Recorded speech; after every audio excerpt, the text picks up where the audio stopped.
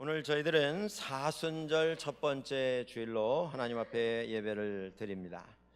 우리가 부활주일 전에 주일날 제외하고 40일 기간을 잡아서 사순절 이렇게 부릅니다.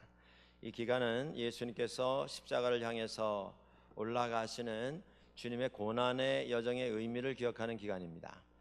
주님께서 십자가로 점점 가까이 나아가시면서 주님 경험하신 그 고난에 주님의 이름으로 은혜로 동참하는 기간입니다. 우리가 이 기간 먼저 참회하는 것입니다. 회개하는 것입니다. 그리고 깊은 기도 가운데 예수님께서 왜 십자가로 가시는가, 가시면서 우리에게 무엇이라 말씀하셨는가, 우리 가슴에 다시 한번 새기고 우리 신앙의 모습, 믿음 생활의 모습을 다시 점검하는 이런 기간입니다. 여러분들께서 이 사순절의 의미를 다시 한번 기억을 하시고 이 기간 우리를 위해서 예비해 두신 하나님의 은혜 가운데 함께 들어가는 이런 믿음의 생활을 누리시게 되기를 주의 이름으로 간절히 축원합니다. 우리는 사순절을 성찬식을 통해서 시작을 합니다. 이 성찬식은 예수 그리스도의 은혜 가운데 그의 몸된 떡, 그의 흘리신 피가 되는 잔을 받으면서 우리가 주님과 하나가 되는, 예수 그리스도와 하나가 되는 의미가 있습니다. 주님께서 주시는 떡과 잔을 우리가 함께 받으면서 우리들이 서로에게 하나가 되는, 우리가 서로 하나가 되는, 주 안에서 하나가 되는 이런 의미가 있습니다. 이 사순절을 시작하면서 우리가 다시 한번 기억하게 되는 주제는 회개입니다. 회개. 세례 요한이 외쳤습니다. 회개하고 구원을 받아라. 회개하고 구원을 받아야 한다, 이렇게 외치고 있습니다. 오늘 본문에 이런 말씀이 나옵니다. 7절 이하에 요한이 세례 받으러 나오는 무리에게 이르되 독사의 자식들아, 누가 너희에게 일러 장차 올 진노를 피하라 하더냐. 그러므로 회개에 합당한 열매를 맺고 속으로 아브라함이 우리 조상이라 말하지 말라. 내가 너에게 이르노니 하나님이 능히 이 돌들로도 아브라함의 자손이 되게 하시리라. 세례 요한 앞에 나온 사람들은 그래도 세례 요한의 말씀에 귀를 기울였던 사람입니다. 회개해야 한다, 진정한 회개의 열매를 맺어야 한다, 그 말 듣고 마음에 깨달음을 가지고 나온 사람들입니다. 그런데 그 깨달음을 가지고 세례 요한 앞에 나온 군중들에게 독사의 자식들아 라고 외쳤습니다. 세례 요한이 이런 독서를 그들에게 퍼부은 이유가 무엇이겠습니까? 사실 그 말을 들어야 할 사람들은 세례 요한의 외침에 아랑곳하지 않고 예루살렘의 높은 자리를 타고 앉아서 안락한 생활, 부유한 생활, 편안한 생활을 만끽하면서 나는 이 세상에서 아무런 것도 걱정할 것이 없다, 회개라고 하는 것은 나와는 상관이 없다, 죄라고 하는 것 나와는 아무 관계가 없다 착각하면서 사는 사람들이 들어야 할 소리가 아니었겠습니까? 회개하러 나온 그 사람들에게 왜 이런 독서를 퍼부은 것입니까? 그들은 유대인들이었습니다. 이스라엘 사람들이었습니다. 그래도 신앙 안에서 좀 살려고 했던 사람들이었습니다. 그런데 그들에게 독사의 자식들아 이렇게 외치고 있는 것입니다. 이 외침의 의미가 무엇이겠습니까? 이 외침은 어떻게 보면 오늘 신앙생활을 하고 있는 우리들에게 외치는 음성이기도 한 것입니다. 그 외침의 메시지가 무엇입니까? 하나님 앞에서 살아갈 때에 내가 이만큼 신앙생활하고 이만큼 경건의 생활을 했으면 나같이 아름답게 사는 사람 별로 없다, 그 착각에서 깨나라, 그런 말씀입니다. 우리가 아무리 노력하고 아무리 하나님 앞에서 거룩을 쌓아가려고 하고 경건으로 무장을 하려고 하더라도 우리 스스로의 노력, 내가 가지고 있는 내 스스로의 인격 교양, 교육, 훈련, 이것 가지고는 하나님 앞에서 우리가 스스로 거룩해질 수 없다고 하는 것을 깨달으라고 하는 것입니다. 우리가 살아가면서 우리가 쌓아놓은 우리의 업적, 우리의 도덕, 양심, 내가 가지고 있는 자기 절제, 오래 참음, 내 스스로의 힘만 가지고는 도저히 하나님 앞에 나갈 수 없는 죄인인 것을 깨달아라. 그래서 말씀해 주시고 있는 것입니다. 예수님께서 요한복음 8장 44절 이하에서 이렇게 말씀합니다. 너희는 너희 아비 마귀에게서 났으니 너희 아비의 욕심대로 너희도 행하고자 하느니라. 그는 처음부터 살인한 자요 진리가 그 속에 없으므로 진리에 서지 못하고 거짓을 말할 때마다 제 것으로 말하나니 이는 그가 거짓말쟁이요 거짓의 아비가 되었습니다. 우리가 근본 하나님 앞에 나갈 수 없는 죄인인 것을 깨달아야 한다, 이 말씀입니다. 그 깨달음을 가지고 하나님 앞에서 엎드려 회개할 때에만 우리는 하나님 앞에 나갈 수 있다고 하는 것입니다. 회개는 이렇게 중요한 것입니다. 이것 없이는 우리는 하나님 앞에 나갈 수도 없고, 나가 보아야 하나님 앞에 얼굴을 들어 주님의 낯을 뵐 수가 없게 될 것이기 때문에 그렇습니다. 회개는 하나님 앞에 나아가는 문을 여는 열쇠입니다. 그렇다고 하면 회개가 무엇이냐 하는 것입니다. 도대체 회개가 무엇이냐, 그 내용이 무엇이냐. 회개는 두 가지 내용을 포함합니다. 첫째, 회개는 죄에서부터 돌이키는 것입니다. 죄로부터 떠나서 죄로부터 돌아서는 것입니다. 두 번째, 회개는 돌아서서 하나님께로 나아가는 것입니다. 하나님께 되돌아가는 것입니다.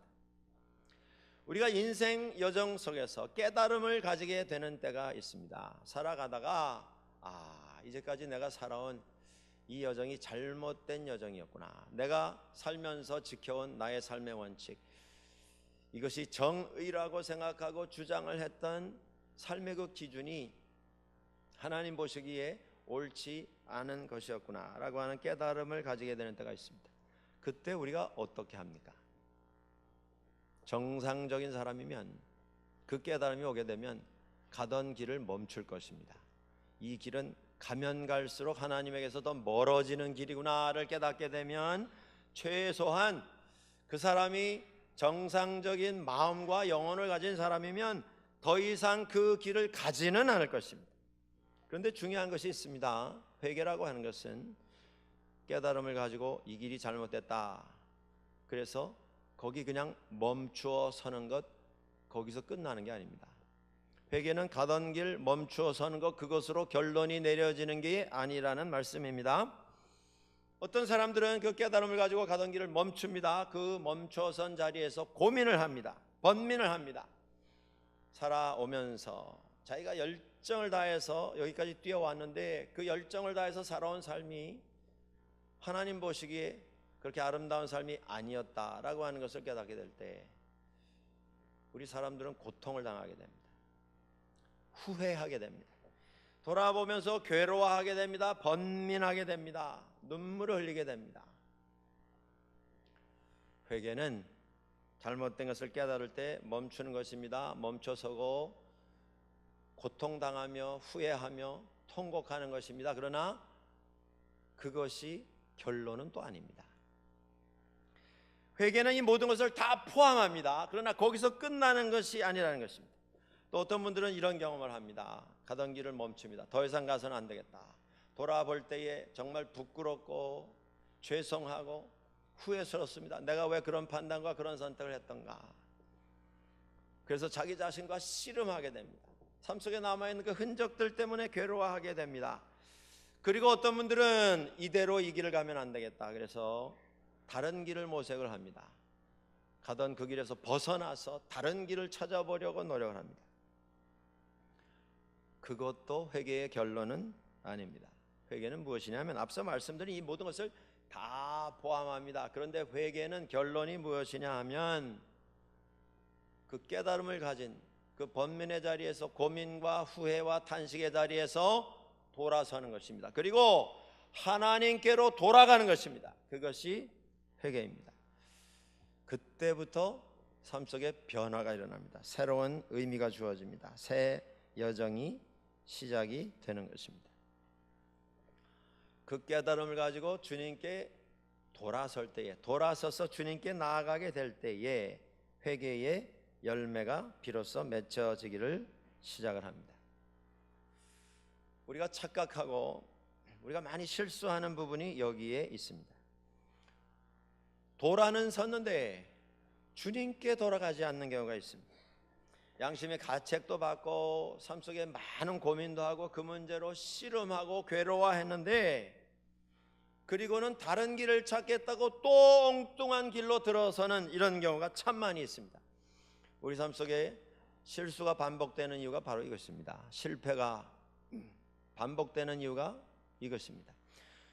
내가 길을 찾겠다고 옆길로 들어가서 그 길을 개척하겠다고 여정을 다시 시작하게 될 때, 아무리 그 마음속에 좋은 의도를 가지고 선한 양심을 가지고 그 길을 나가겠다고 몸부림을 쳐보아도 실패는 시간 문제입니다. 다시 쓰러질 수밖에 없습니다. 내 힘으로는 되지 않는 것입니다. 하나님께로 돌아가야 하는 것입니다. 회개는 말 몇 마디로 죄송합니다, 잘못했습니다, 앞으로 열심히 살겠습니다, 그 말 몇 마디로 끝나는 것이 아닙니다. 오늘 세례 요한이 지적하는 게 그 부분입니다. 진정한 회개의 열매를 맺어라. 아브라함의 후손인 유대 사람들에게, 이스라엘 사람들에게 외친 것입니다. 이제까지 살아오면서 이게 방법이고 이것이 원칙이라고 생각했던 것, 주님께서 깨닫게 해주시면 그거 좀 내려놓으라고 하는 것입니다. 혈통이 사람을 구원해 주는 게 아닙니다. 가문이 무슨 사람을 하나님 앞에서 의롭게 해주는 것이 아니라고 하는 것입니다. 부족한 부분이 있다고 하는 것 솔직하게 인정하고, 우리 스스로 힘으로는 하나님 앞에 나갈 수 없는 존재인 것을 고백하고 주님 앞에 엎드리는 것입니다. 이런 말씀을 선포했을 때에 세례 요한 앞에 여러 부류의 사람들이 나왔습니다. 오늘 본문에 10절, 12절, 14절 여러 부류의 사람들이 나와서 각각 다른 사람들입니다만은 똑같은 질문을 합니다. 이렇게 묻습니다. 우리가 물어 이르되 그러면 우리가 무엇을 하리까? 12절에 똑같이 반복이 됩니다. 세리들도 세례를 받고자 하여 와서 이르되 선생이여 우리는 무엇을 하리까? 군인들도 물어 가로되 우리는 무엇을 하리까? 우리는 무엇을 하리까?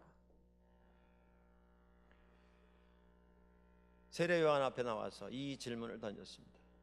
이 질문을 우리가 잘못 읽으면 무엇을 함으로 세례가 완성된다 이렇게 우리가 이해할 수가 있습니다. 그건 오해입니다.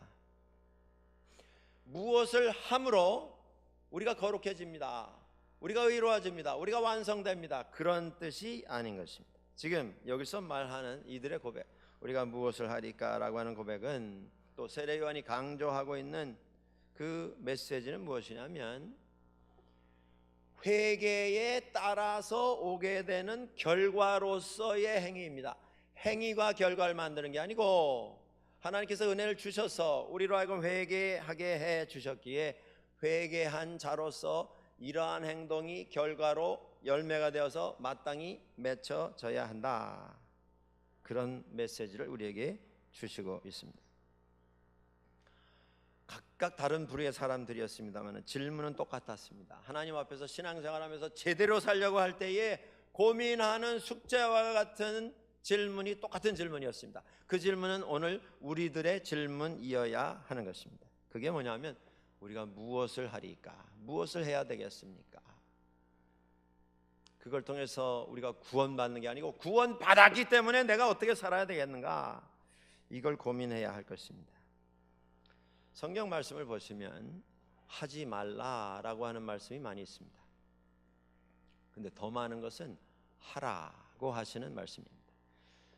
여기에는 대단한 차이가 있습니다. 여러분들, 우리가 세상 사는 것도 마찬가지가 아닙니까? 무엇을 하지 않고 살면서도 그 사람은 철저하게 양심적이고 도덕적이고 다른 분들에게 폐를 끼치지 아니하는 모범 시민으로 살아갈 수가 있습니다.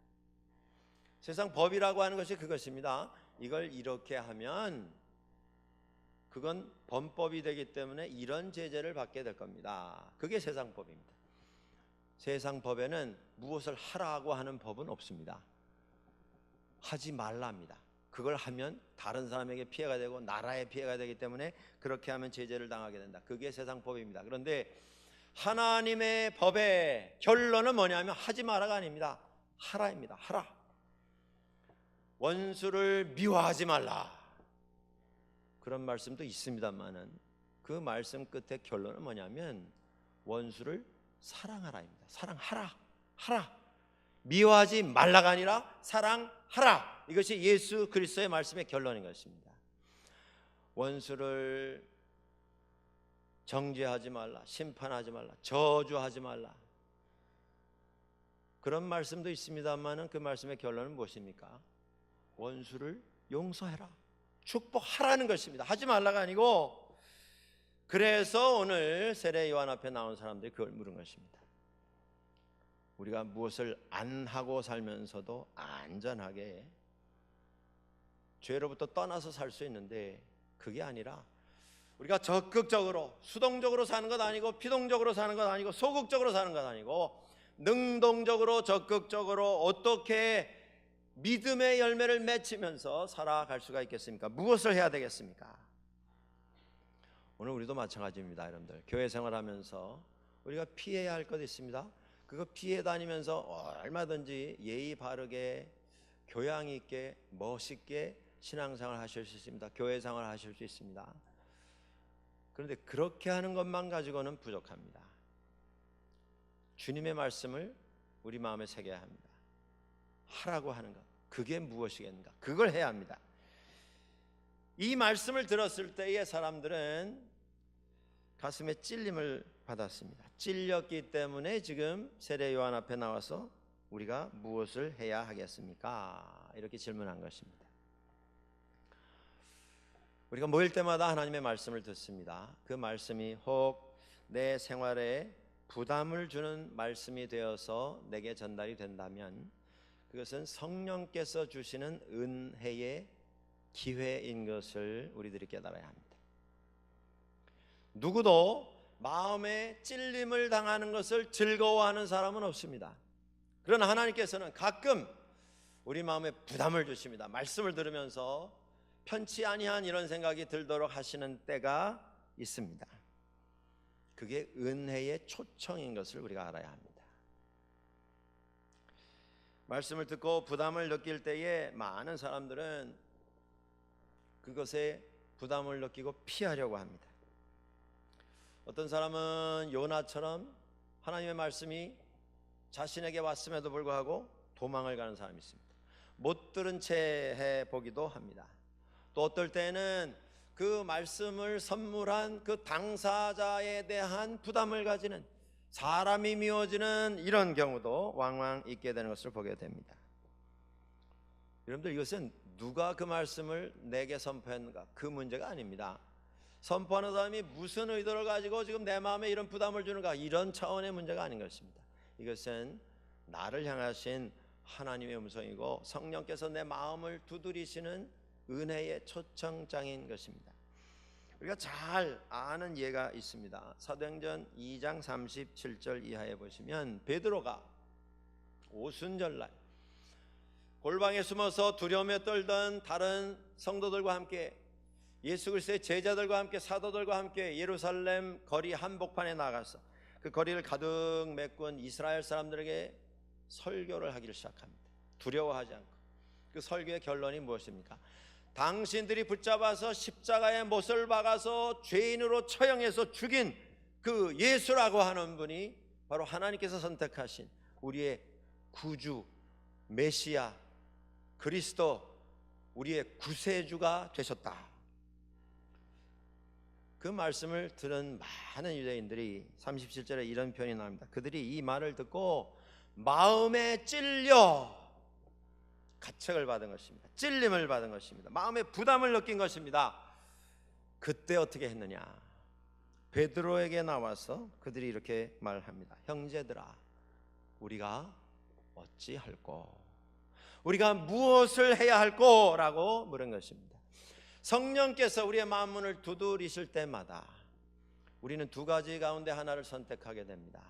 못 들은 척, 안 들은 척, 아니면 들려오는 부담에 대해서 이런저런 변명과 핑계와 설명, 설득, 거부를 하든지, 아니면 그 성령님의 문을 두드려 주시는 말씀의 귀를 기울이며 우리도 여기에 나와 있는 사람들처럼 우리가 무엇을 하리까? 우리가 어찌할꼬? 우리도 고백할 수 있어야 합니다. 그 선택에 따라서 우리의 삶은 하늘과 땅 차이에 엄청난 차이를 만들게 될 것이라고 하는 것입니다. 이런 고백이 오늘 우리들에게도 필요합니다. 우리는 늘 말씀을 들으면서 더 좋은 말씀 어디 없는가, 더 좀 귀에 쏙 들어오는 우리 마음에 아주 편안한, 내 마음을 기쁘게 흡족하게 행복하게 만들어주는 그 말씀이 어디 있겠는가. 우리가 늘 그런 말씀 궁금히 여기면서 찾아다니는 이런 노력을 하지 않습니까? 그런데 듣고 그냥 기분 좋은 말씀, 편안한 말씀만 찾는 것은 의미가 없습니다. 말씀을 듣고 마음의 흡족함을 느끼는 것은 대단히 좋은 경험입니다. 그러나 그것만을 신앙생활의 유일한 목표로 삼으셔서는 안 됩니다. 여러분들 1년 내내 신앙생활 하시며 교회에 오셔서 말씀을 들으시며 1년 내내 우리가 가지는 결론이 혹시라도 이 말씀을 통해서 오늘도 참 귀한 말씀, 이 말씀 들으니까 마음이 흡족하고 행복하고, 그리고 내리는 결론이 맞다, 나는 지금 신앙생활 잘하고 있는 정말 좋은 사람이다, 나는 하나님께서 보시기에 딱 표본이 되는, 모범이 되는 우등생이다, 우리 동네 나같이 하나님 앞에서 열심히 신앙생활하는 사람 내가 아무리 둘러봐도 또 없더라, 내가 은혜 안 받으면 누가 받겠나, 하나님이 나를 복 주시지 않으면 누굴 주시겠는가, 나 같은 사람 없다. 이것이 1년 내 말씀 듣고 우리가 가지는 최종 결론이라고 하면 이건 문제가 있는 겁니다. 하나님의 말씀을 통해서 우리에게 늘 도전하십니다. 때로는 부담을 주십니다. 때로는 찔림을 당하게 하시고, 때로는 아픔을 경험하게 하십니다. 그때마다 우리의 마음을 두드리시는 것입니다. 그때 우리가 어떻게 반응해야겠는가, 이게 중요하다 그 말씀입니다. 세례 요한이 그에게 나온 사람들에게 이렇게 말했습니다. 무리들이 와서 물은 것에 대해서 11절에 대답하여 가로되 옷 두 벌 있는 자는 옷 없는 자에게 나눠줄 것이요 먹을 것이 있는 자도 그렇게 할 것이니라. 회개에 합당한 열매가 무엇이냐, 구체적인 삶 속에서 우리가 실천할 수 있는 부분을 말씀을 해주고 있습니다. 그 내용이 무엇입니까? 나누라는 것입니다. 베풀라는 것입니다. 남을 좀 주라는 것입니다. 섬기라는 것입니다. 대단한 일을 말하고 있지 않습니다. 무슨 남북 통일을 당장 이루라든가, 무슨 세계 평화를 지향하라든가, 이런 얘기가 아닙니다. 여러분들 옷 두 벌 있거든, 옆집 사람 줘라. 음식이 좀 저희가 있거든, 좀 나누어 줘라. 배고픈 사람이 있거든, 좀 먹여 줘라. 나쁜 일 하지 않는 것 좋은 것입니다. 중요한 것입니다. 그러나 그것보다 더 중요한 게 뭐냐 하면 좋은 일을 내가 하는 것입니다. 대단한 어마어마한 일이 아니라 내가 삶 속에서 내가 할 수 있는 일을 하는 것입니다. 그게 뭐냐 하면 나누는 것입니다. 베푸는 것입니다. 이게 어떻게 가능합니까? 내 것을 내려놓을 때 가능합니다. 내 것이 내 것이 아니고 하나님께서 내게 맡겨주신 선물이라고 하는 것을 고백할 수 있을 때 우리는 비로소 나눌 수 있습니다. 내 통장에 얼마 이상만 되면 내가 그날부터 나누리라. 평생 우리는 못하게 될 겁니다. 있는 상태에서 나누라고 하는 것입니다. 이게 회개의 진정한 열매입니다. 세리들에게 말했습니다. 부과된 것 외에는 거두지 말라. 이 무슨 내용입니까?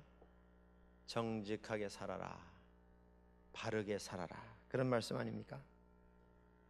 세상은 지금도 길이 아닌 길을 가면서 재산을 모으는 일들이 유행하고 있습니다. 법이 아닌 법을 팔을 비틀어서라도 억지로 적용을 해서 내 이익을 넓히는 이런 일들이 여기저기서 빈번하게 자행이 되고 있습니다. 과도한 욕심으로 부정부패를 일삼는 일들이 여기저기 많이 있습니다. 오늘 세상에 살면서 우리들이 세상에 좀 빛이 되어야 합니다. 소금이 되어야 합니다. 우리가 잘 아는 로마서 12장 2절에 이런 말씀이 나옵니다. 너희는 이 세대를 본받지 말고 오직 마음을 새롭게 함으로 변화를 받아 하나님의 선하시고 기뻐하시고 온전하신 뜻이 무엇인지 분별하도록 하라. 다른 사람들 다 그렇게 살더라도 한 사람도 예외 없이 다 자기 욕심 따라서 세상의 방법으로 변칙과 변형을 해서 자기 이익을 쫓아가는 이런 삶을 다 살고 있다 하더라도 그렇게 사는 게 하나님 앞에서 바르게 사는 길이 아닌 것을 보여줄 수 있는 사람, 그 사람이 회개의 진정한 열매를 맺는 생활을 하는 사람입니다. 군인들에게 말했습니다. 사람에게서 강탈하지 말고 거짓으로 고발하지 말고 받는 급료를 족한 줄로 알라. 만족하고 감사하게 살아라. 자기가 가지고 있는 자기의 힘, 자기의 능력, 자기의 권세 발휘해가지고 남에게 피해를 입히면서 남의 눈에서 눈물이 흐르게 하면서 자기의 것을 추구하는, 자기 뜻을 이루기 위해서 남을 희생시키고도 아무런 가책을 느끼지 아니하는, 부담을 느끼지 아니하는 이런 삶이 하나님 앞에 결코 좋은 삶, 바른 삶이 아니다, 이렇게 말씀하고 있습니다. 우리는 회개하면 흔히 금식기도, 철야기도 뭐 이런 걸 생각합니다. 어디 기도원에 들어가서 몇 주간 주야를 머물면서 거기서 회개하고 돌아오는 것을 생각을 하기 쉽습니다. 세례요한은 그런 이야기를 하지 않고 있습니다. 거기 들어가서 기도하는 게 잘못됐다, 그 말씀이 아닙니다. 기도도 해야 합니다. 깊은 고민을 가져야 할 것입니다. 자기 자신의 삶의 흔적과 씨름하는 영적인 스트러글이 있어야 합니다. 괴로운 시간이 있어야 합니다. 그런데 그게 결론이 아니라는 것입니다. 그 기도 다 하고 하나님 앞에서 통곡하고 회개하고 용서함을 받은 자로 세상에 돌아와서 나누라는 것입니다. 베풀라는 것입니다. 정직하게 솔직하게 살라는 것입니다. 만족하면서 본을 보이는 삶을 살으라고 하는 것입니다. 직업을 바꾸라 이런 소리 하고 있지 않습니다. 어디 짐을 싸서 뭐 자리를 옮겨라, 다 포기하고 뭐 신학교에 들어가서 목회자가 되라, 이런 말씀을 하고 있지 않습니다. 사람이 바뀌어야 합니다, 여러분들. 직업이 바뀌어서 세상이 바뀌는 게 아닙니다. 제도가 바뀌고 법이 바뀐다고 세상이 바뀌지 않습니다. 우리가 변화를 늘 추구하고 선거 때만 되면 나오는 얘기가 그거 아닙니까? 뭐 내가 뽑히면 다른 세상, 새 세상을 만들겠다. 수십 년 들어왔는데 그 변화가 이루어지지 않는 이유가 무엇입니까? 법은 바꾸는데 사람이 안 바뀝니다. 사람이 바뀌어야 합니다. 오늘 세례 요한이 말씀을 통해서 우리에게 지적하신, 이 말씀을 통해서 하나님께서 우리에게 지적하시는 부분이 바로 이것입니다. 내가 바뀌어야 합니다. 내가 바뀔 때 내 가정도 바뀌고 내 자식도 바뀌고 남편도 아내도 바뀌고 내가 소속되어 있는 교회도 바뀔 줄 믿습니다, 여러분들. 이 변화가 필요합니다. 그것이 진정한 회개의 열매인 것입니다. 오늘 우리가 사순절 시작하면서 이 고민을 같이 하시면 좋겠습니다. 나는 무엇을 해야 할까? 나는 무엇을 해야 할까? 여기서 우리가 하나 반드시 기억하고 지적하고 넘어가야 할 부분이 있습니다. 그게 뭐냐 하면, 내가 이 부분을 꼭 해야 하겠다 결심을 하시고 그걸 하시는 것, 그 행위 자체가 회개의 결론은 아니라고 하는 것입니다. 우리가 세례 요한이 지적한 이 부분을 1번, 2번, 3번 번호를 정해놓고 철저하게 지켜나간다 할지라도 그것을 철저하게 지키는 그것이 또 하나의 율법이 되어서 그것 때문에 다른 사람들을 보며 판단하고 심판하는 이런 실수가 저질러진다면, 그렇게 철저하게 지키려고 하는 그것이 또 하나의 우리 삶 속에 있어서 잘못이 될 수 있기 때문입니다. 나누라 해서 나는 나누는데 저분은 왜 안 나눈가? 나는 솔직하게 정직하게 열심히 살려고 하는데 저 사람은 왜 이런 것에 대해서 관심을 가지지 않는가? 이런 눈을 가지기 시작하면 그것을 행하는 그 행위 자체가 또 하나의 율법이 되고, 나는 오히려 말씀 앞에서 더 율법적인 사람이 될 수 있기 때문입니다. 그렇기 때문에 진정한 회개의 열매를 맺는 생활을 하되 마지막 우리가 기억해야 할 부분이 이것입니다.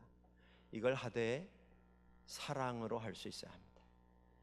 사랑이 없는 행위는 이것은 날카로운 칼보다도 더 무서운 율법이 되어버리고 마는 것입니다. 예수님께서 말씀하셨습니다. 요한복음 13장 34절 이하의 말씀입니다. 새 계명을 너에게 주노니 서로 사랑하라. 내가 너희를 사랑한 것 같이 너희도 서로 사랑하라. 너희가 서로 사랑하면 이로써 모든 사람이 너희가 내 제자인 줄 알리라. 이 일을 하되 사랑으로 하는 것입니다. 은혜로 하는 것입니다.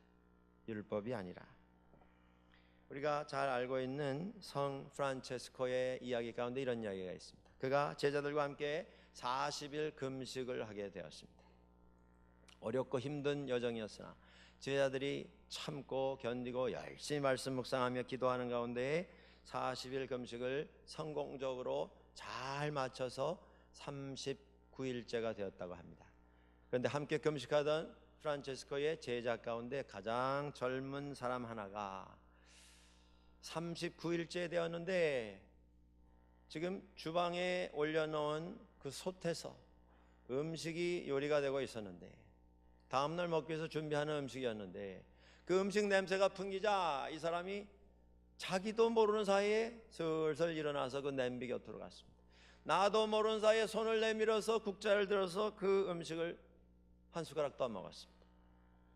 근데 문제는 39일째 얼마나 안타까운 일입니까? 40일 금식인데 하루만 있으면 끝나는데 그걸 못 참았어. 그걸 먹는 순간 그 광경을 목격한 제자들이 전부 광선과 같은 시선을 그에게 쏟아붓고 있었습니다. 저 멍청이, 이런 표정입니다. 저 바보, 천치, 저게 제정신이야. 하루만 있으면 되는데 하루만 더 참으면다는데 그걸 못 참고 저런 실수를 저지르다니. 그리고는 그 시선을 전부 선생님을 향해서 쳐다봅니다. 프란체스코가 그 시선을 느끼면서 자리에서 천천히 일어났습니다. 그러더니 그 젊은이 있는 부엌으로 가서 국자를 들어서 국을 한 숟가락 푹 푸더니 후루룩 후루룩 먹기를 시작했습니다. 그 제자들이 다 경악을 한 것이죠. 아니 선생님까지 이러시면 어떡합니까? 하루 남았는데 제자들을 좀 야단을 치셔서 다시는 이런 실수 실패 안 하도록 인내를 키워주시는 이런 권면을 해주시지 않고 왜 저렇게 국자를 들어서 저런 일을 하십니까? 그때 프란체스코가 이런 말을 했다고 전해집니다. 우리가 금식을 하는 이유는 금식을 통해서 그리스도의 마음을 알고 예수 그리스도의 그 생각을 알고 주님의 뜻에 더욱더 순종하는 우리의 영성을 키우고자 이 일을 하는 것인데, 주님 닮아가고자 이 일을 하는 것인데, 이 젊은이가 유혹을 이기지 못하고 그저 본능에 끌려서 이런 실수를 범한 것,